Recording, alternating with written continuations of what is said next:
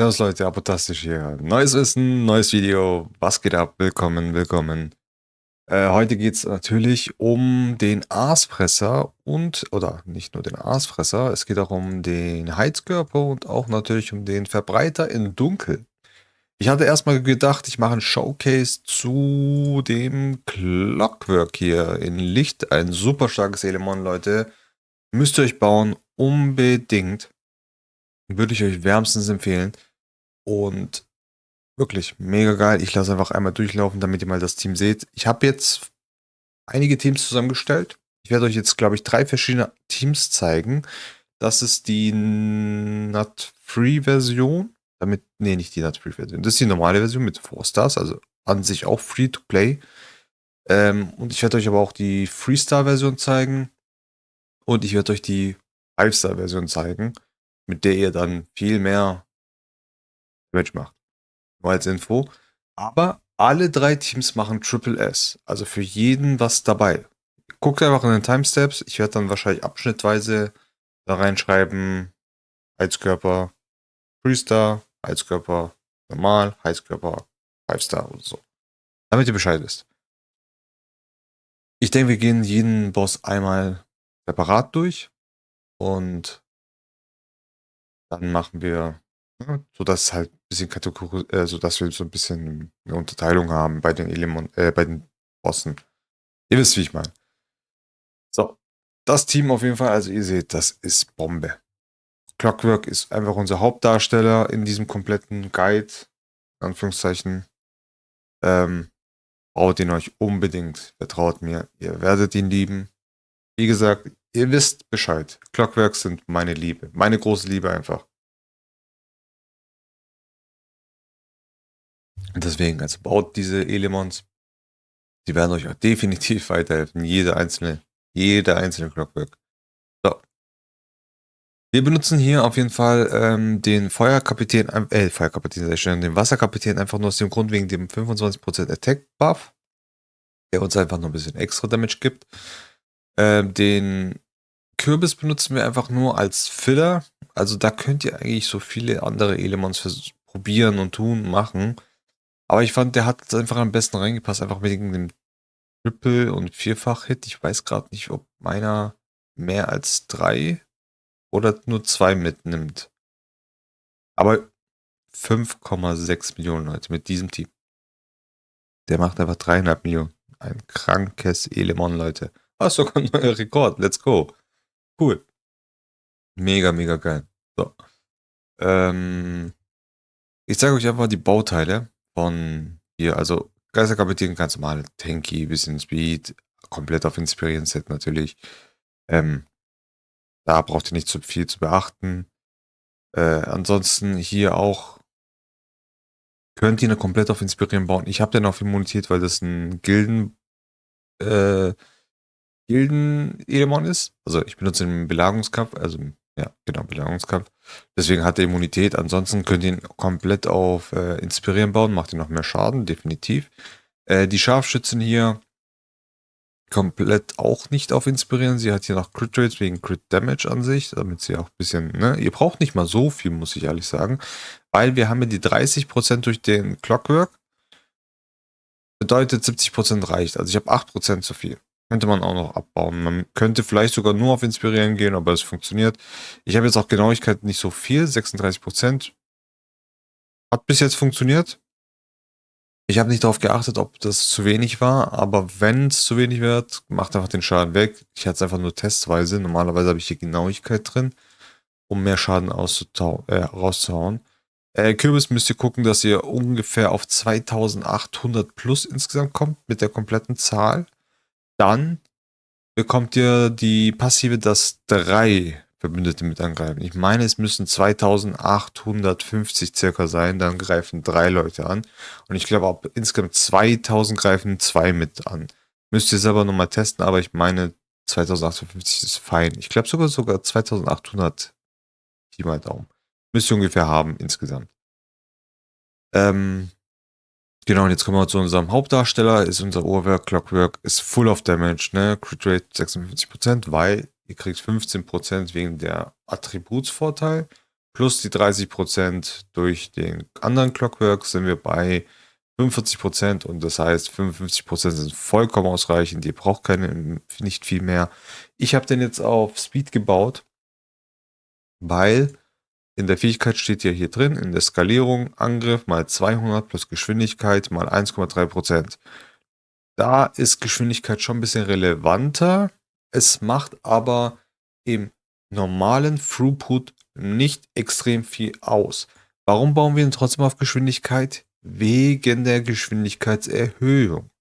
Die Geschwindigkeitserhöhung ist das, was am Ende den großen Unterschied am Schaden ausmacht, weil da steht, Geschwindigkeit wird um 30% erhöht. Bedeutet, der komplette Speed wird um 30% erhöht. Das ist sehr viel für eine Fähigkeit, die auf Geschwindigkeit skaliert. Vor allem bei beiden. Deswegen lohnt sich auf jeden Fall mehr auf Geschwindigkeit zu bauen als auf Attack. Ich habe jetzt beides ausprobiert. Ich habe den sogar gestern im Stream gebaut. Und habe es auch mit Taschenrechner und so ausgerechnet. Also es ist, glaube ich, knapp 2.000 bis 3.000 Schaden, Throughput mehr, ohne dass man Crit Rate, Crit Damage, Death Break und so weiter alles mit einberechnet.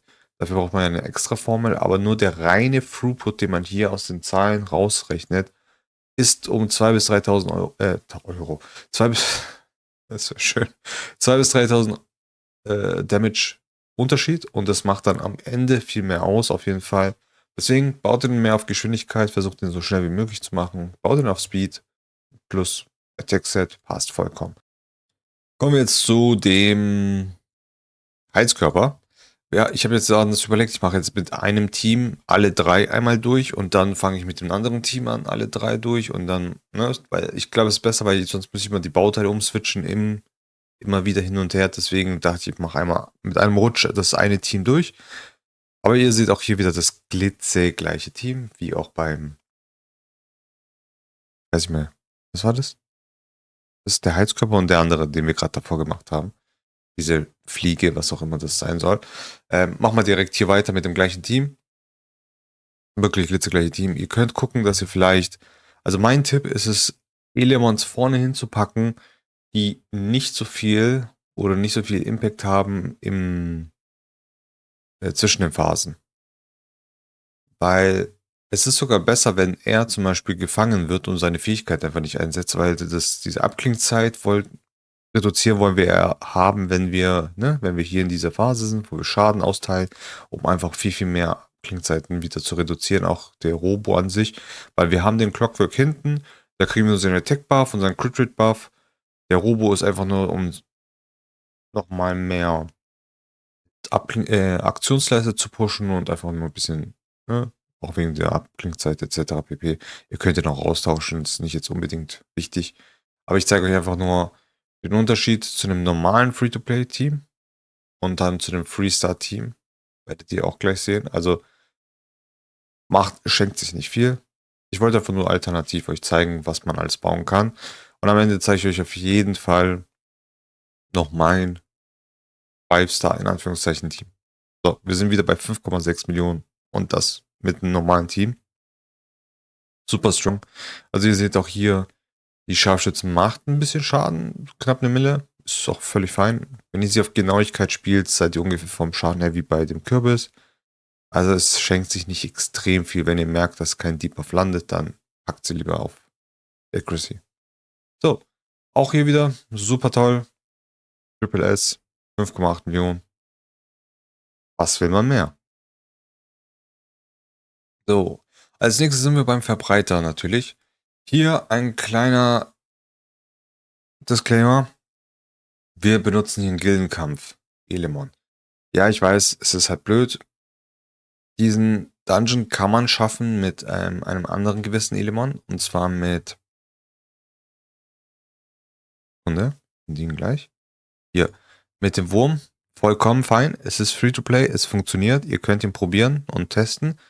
Ich aber persönlich sage euch, macht das lieber eher weniger. Versucht euren Gilden-Membern einen Dr. Evil zu bekommen. Vertraut mir, es ist einfach viel, viel lockerer und einfacher, weil erstens, ihr müsst nicht bauen. Zweitens, er macht einfach sehr viel Schaden.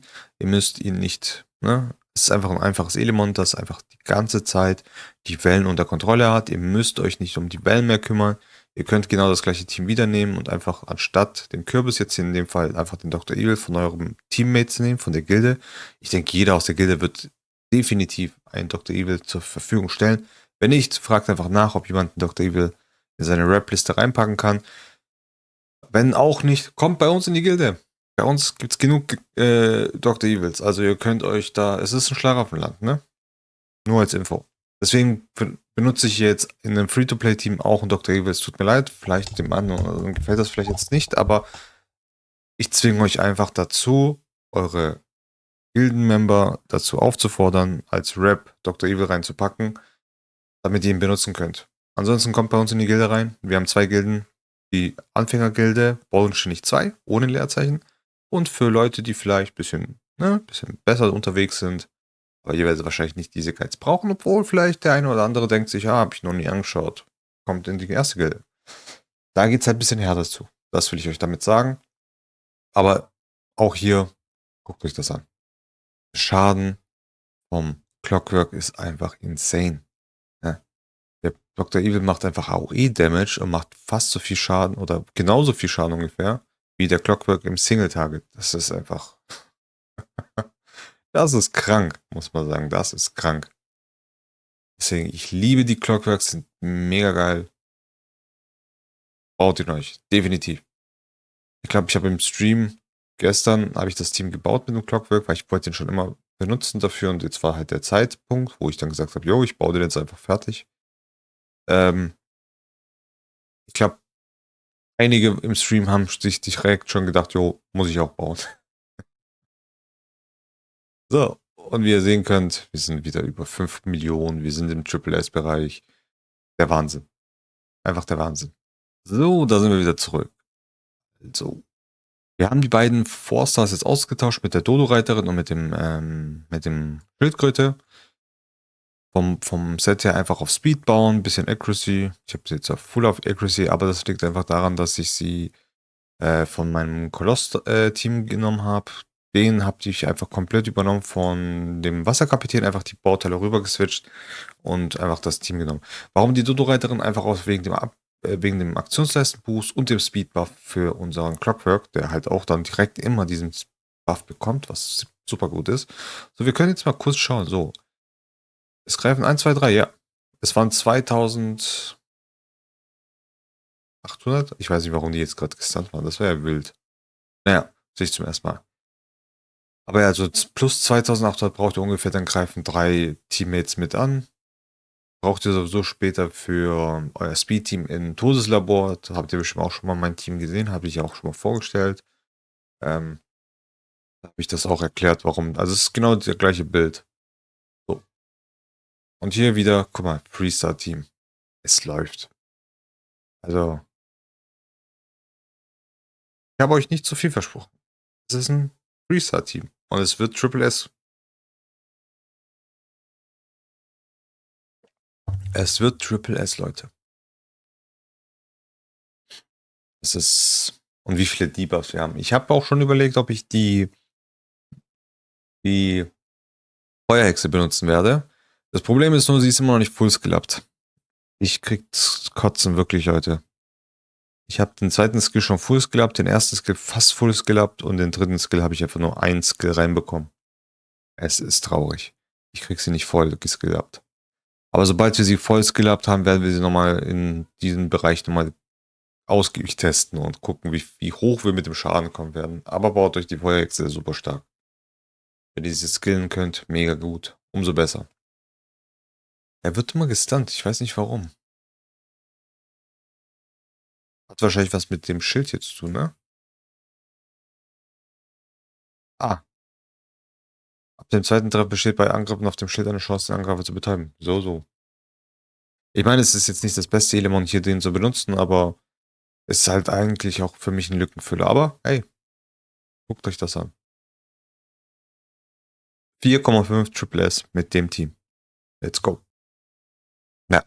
Der Nachteil an diesem Team ist natürlich, ihr habt keinen anständigen Lead. Ihr könnt auch es anders spielen, ne? Also, ihr könnt ihn auch weniger Crit Rate packen. Ihr könnt ihm auch nur 30% Crit Rate geben und dann einfach die 80% Crit Rate nehmen und ihm mehr Attack geben. Zum Beispiel, geht auch. Ihr könnt auch hier einfach auf Dunkelheit, Geschwindigkeit gehen, damit sie schneller ist. Könnt ihr auch machen. Ich lasse das jetzt einfach so, weil für mich ist alles andere egal. Alles andere macht keinen Sinn bei mir. Aber wieder genau das gleiche Freestar-Team.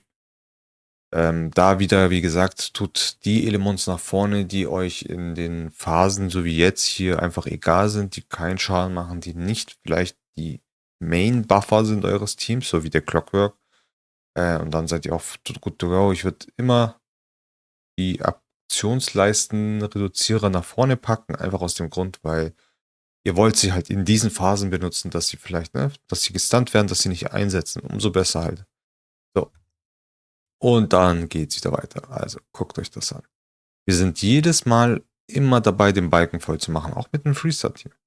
Super gut. Wir haben keine Probleme mit dem Team. Der Clockwork ist einfach der größte MVP in diesem kompletten Bereich. Also ich kann euch sagen, Clockwork wird definitiv auch im Juggernaut sehr stark sein. Nur als kleine Info. Und wir sind auch wieder schon bei 3,5. Also wir werden auch wieder um die 4 bis 5 Millionen sein. Vielleicht sogar mehr, ich weiß nicht. Bin mir jetzt gerade nicht mehr sicher, wie viel wir gestern hatten im Stream. Aber wir sind jetzt schon bei 4,3. Also es wird auf jeden Fall, denke ich, um die 5 werden. Restart-Team. Easy. Ja, vielleicht nicht ganz 5, aber zumindest so 4,7, 4,8. Wer weiß.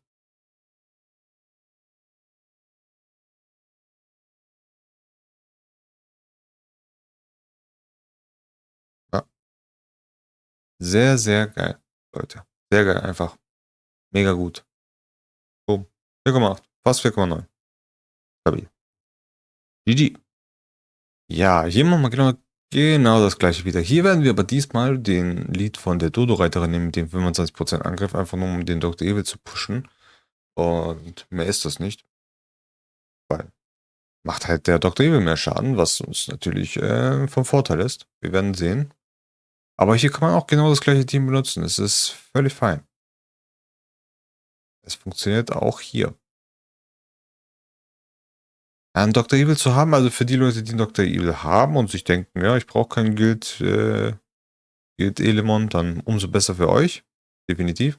Aber wenn ihr so seid wie ich, der kein Dr. Evil in Baum hat, dann ist das natürlich schön, wenn man die Gilde dafür hat. Und ja, man benutzt dann den Dr. Evil von der Gilde. Nur als kleiner Tipp, ihr könnt jeden Dr. Evil, den ihr aus der Gilde benutzt, bis zu mal 20 nehmen. Ne? Also ihr könnt einen 20er Run mit jedem Dr. Evil machen, wenn ihr das wollt. Einmal am Tag. Ist super fein. Ihr müsst halt erstmal mal 20 freischalten. Und sonst mal 10 oder was auch immer ihr habt.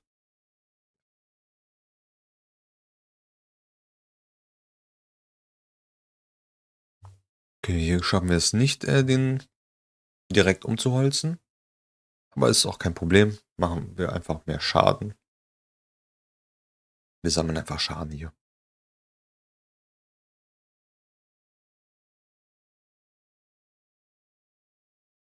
Der Dr. Evil hier ist jetzt ein bisschen schwächer. Das ist quasi für die Kampagne. Deswegen ist kein sehr starker für PvE-Content per se, sondern einfach nur fürs Farmen gedacht. Aber habe ich extra genommen, um euch einfach zu zeigen, dass es auch damit geht. Also es ist jetzt nicht so krass, dass man so extreme Bauteile braucht. So, aber das sieht vom Schaden her ungefähr wieder gleich aus. Klar, Dr. Evil ist ein Tick weiter vorne, weil wir halt die 25% Boost haben und den nicht auf dem Clockwork. Aber wie ihr sehen könnt, funktioniert das auch tadellos. Wir sind bei 5 Millionen. Kein Problem. Dauert ein bisschen länger als die Runs davor. Aber ist okay.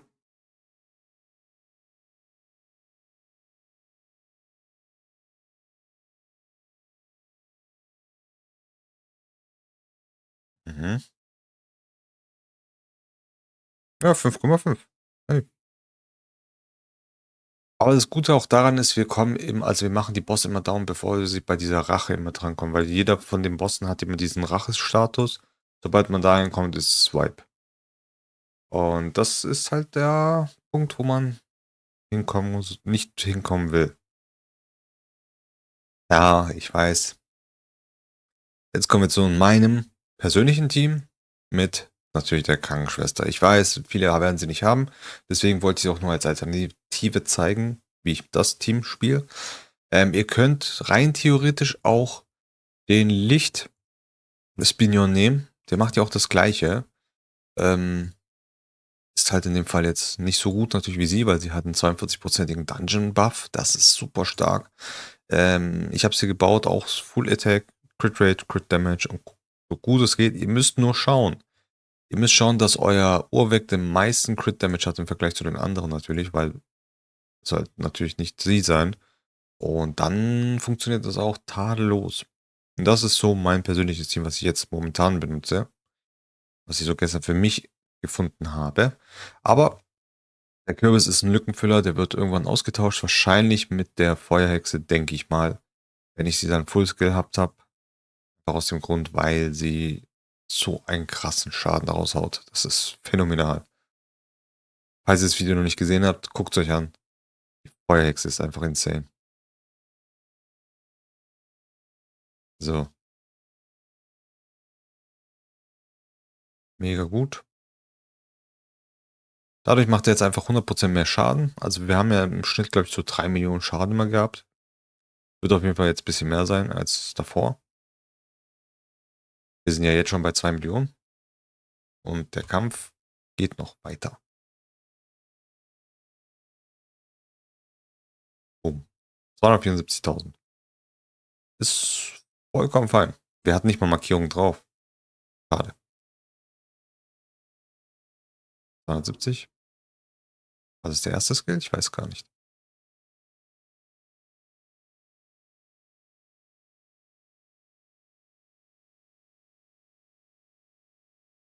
Schade. Aber wir sind jetzt schon bei 6 Millionen.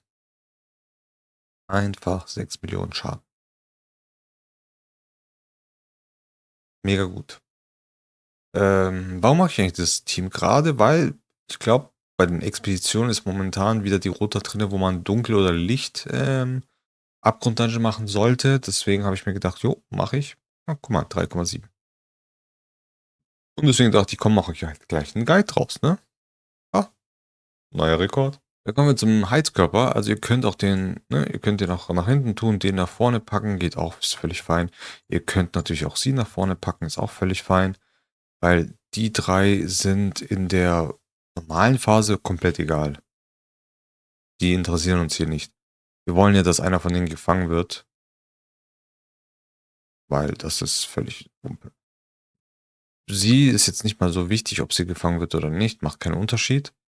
Sie kann gefangen werden, einfach aus dem Grund, damit sie ihr Markieren erst jetzt hat. Man kann natürlich auch die Intelligenz so einstellen, dass sie ihr Straßenkampf jetzt erst macht und dann erst jetzt hier in diese Phase ihre Markierung macht, was umso besser wäre. Kann man auch einstellen. Macht einfach dann direkt mehr Schaden, weil man hier schon die Markierung gehabt hätte und nicht erst jetzt. Aber ist völlig fein. Das könnt ihr dann selber entscheiden. Aber ich wollte nicht jedes Mal umändern, die KI, deswegen habt ihr einfach gelassen.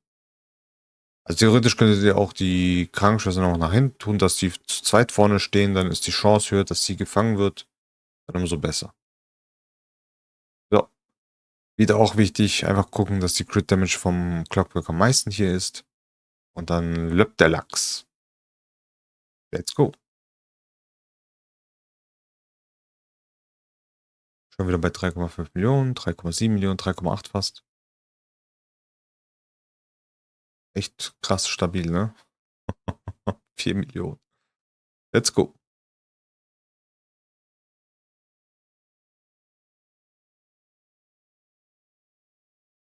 4,1 Millionen mit dem Buff von ihr. Nice. Neuer Rekord? Fragezeichen. Tatsächlich, wieder neuer Rekord. Wir machen heute nur neue Rekorde, Leute. Und weiter geht's. Hier habe ich habe ein Rap-Monster, wo ich den Code eingegeben habe und 10-mal den Dr. Evil benutzen kann. Das ist auch aus dem Grund, damit ihr einfach sehen könnt, dass ich nicht drei verschiedene Dr. Evils benutze, um einfach die Zahlen fälsche damit. Das ist wirklich mal der gleiche Dr. Evil. Guckt im Video nach, es ist immer 144 Speed gewesen. Ich zeige euch einmal die Stats: 70 Crit Rate, 157 Crit Damage, ne, so knapp 2700 Attack. Ist immer der gleiche gewesen bis jetzt. Wir machen das jetzt einfach genau weiter. Er hat immer noch den meisten Crit Damage. In dem Fall braucht ja der Dr. Evil ja nicht mehr Crit Damage, weil er macht ja trotzdem die Wellen down. Also es ist einfach nur wichtig, dass er die Wellen down macht und der Rest ist egal. In dem Fall, ich meine, er macht jetzt auch nochmal 42% mehr Attack. Ne? Er hat jetzt 42% mehr Attack. Und deswegen wird er die Wellen erst recht weg down machen. Sieht man ja auch. Macht guten Schaden. Immer noch. Jetzt bin ich mal gespannt. Die haben ja vorher immer so ein bisschen ungefähr gleich aufgewiesen. Jetzt, wo der Clockwork 100% mehr Crit Damage hat, mal schauen, was passiert. 271.000. Das wäre geil. Sind eigentlich doch immer noch gleich auf, ne? Noch. Jetzt nicht mehr. Ich meine, wir haben die zweite Welle geskippt. Dadurch wird der Dr. Evil weniger Schaden auf jeden Fall haben. Hier sieht man. Ja. Der Clockwork zieht einfach vorbei.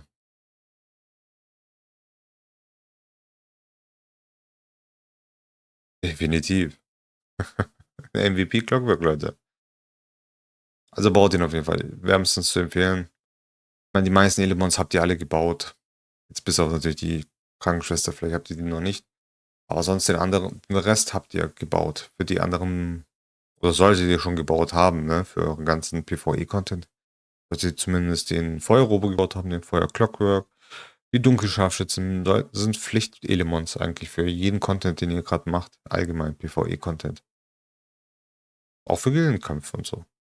Sehr stark. So, gucken wir mal, wie viel Schaden wir am Ende haben werden. Wird das nochmal ein neuer Rekord? Ich bezweifle es. Oder vielleicht? Bin mir nicht sicher. Ich weiß nicht, was unser Max-Rekord war. Ich glaube, der war noch höher. Der war bei 7, irgendwas. Aber da benutze ich auch einen anderen Dr. Evil. Fairerweise. Ja, 6,4. Ja, 7,8. Also fast 8 Millionen, aber es ist ein anderer Dr. Evil gewesen. Der deutlich mehr Schaden macht. Aber ja. Ja, das waren 3 verschiedene Teams. Beim Dark Abyss Dungeon. Alles auf Dunkel. Guide. Damit seid ihr gut gewappnet. Ihr habt für jeden was dabei. Also keiner kann mir erzählen, dass ihr irgendwas davon nicht haben wird. Ich meine, außer ihr sagt ja den Clockwork in Licht nicht. Aber dann muss ich auch sagen, dann seid ihr wahrscheinlich noch nicht so weit, dass ihr Triple S Dungeons laufen solltet. Aber dann habt ihr wahrscheinlich im Allgemeinen einfach viel zu wenig Monster Pool. Ihr seid wahrscheinlich sehr, sehr neu dann in dem Spiel. Aber wenn man schon Level 50 ist und man hat schon die meisten Dungeons oder zumindest die normalen PvE-Dungeons wie Boxclub und so weiter alle schon durch, dann ist man schon auf einem Stand, wo man auf jeden Fall alle Licht- und Dunkel-Freestar schon haben wird. Wahrscheinlich, wenn man viel Pech hat man es nicht, aber ist auf jeden Fall ein super starkes Team und ich hoffe, ich konnte euch damit helfen, ein Team zu bauen für euch und zu zeigen, wie stark die Clockworks einfach als Familie sind. Wirklich jeder einzelne Clockwork ist super stark. Wirklich mega, mega stark. Auch bei Licht, also nur als Info, bei Licht würde ich einfach den Dunkel Clockwork nehmen. Nur als Info. Auch Licht vielleicht. Beide. Das war's auf jeden Fall mit diesem Video. Ich hoffe, es hat euch gefallen. Lasst gerne einen Daumen da, ein Like da, Follow da. Würde mich freuen. Bis zum nächsten Mal.